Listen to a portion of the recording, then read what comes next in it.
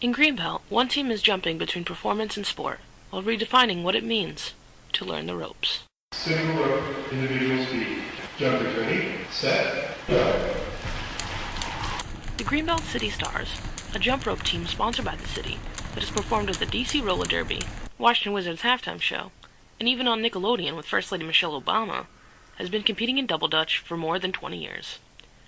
Spelling city with an S, the team name is an acronym, standing for Sensational, Inspirational, Talented Youth. Jumpers from the team range from toddlers to high school students and come from all skill levels.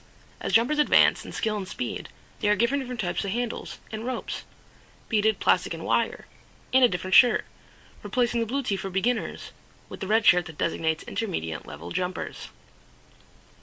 Skipping rope has been popularly characterized as simple child's play on recessed blacktops, but 30-year coach Kim Bradshaw argues that the variety of competitions debunks this narrow understanding of jump rope.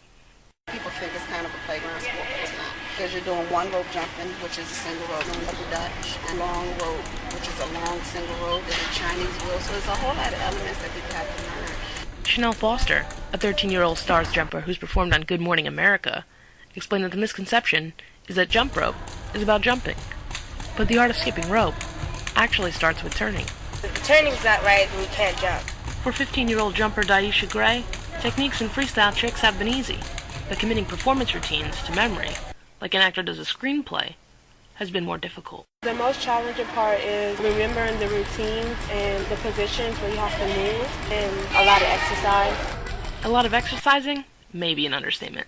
According to an article published by WebMD, you'd have to run an 8-minute mile to work off more calories than you'd burn jumping rope. The team holds 2-hour practices, 4 days each week, where jumpers quickly learn how important fitness is to improving their speed scores. Running 10 to 20 laps around the basketball court, doing push-ups, wall jumps, and lunges are all part of the fitness regimen at Spring Hill Lake Recreation Center. Chanel Foster, who said she had difficulty getting up and down the court when she played basketball, has seen the health impact that skipping rope has had in her own life. Jump rope really built my speed up, built my endurance up. It's really good for getting people in shape. With more than a year's worth of competitive jump rope experience, Foster emphasized how focusing can be a learning process. It taught me to listen more, like you have to pay attention. To enhance focus, Bradshaw has a rule.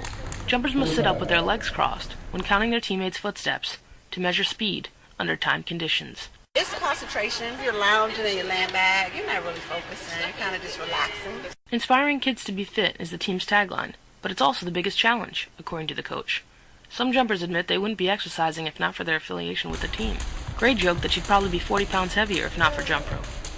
But the exercise isn't the only thing the sport has given her in the 9 months since she started. I've become more athletic and more active. I like that I've learned new things being here and meeting new people and seeing new things. The team fundraises selling everything from scratch tickets to candles and charges admission at performances so it can travel around the country to compete. Coach Bradshaw said the thing keeping the sport outside the mainstream is a lack of visibility. They don't see it as competitive because they don't get to see the competition. So it's not something you can turn on the TV and watch. It's not in high school sports. It's not in college sports. With a minimum of 10 performances each year, compared to 2 or 3 competitions, performances bring visibility to jump rope with a unique presentation, influencing what initially attracts athletes to jump rope. When we do performances, we kind of dress it up, make it fun. We do music, we do costumes. So you can see the athletic part, but we also add a twist to it. So they don't take it on more so as a competitive sport. They take it on as maybe something that can enhance you in other sports. It's an activity that takes time to learn and forces jumpers to try again, despite mistakes, making performances that boost confidence critical to development, according to their coach.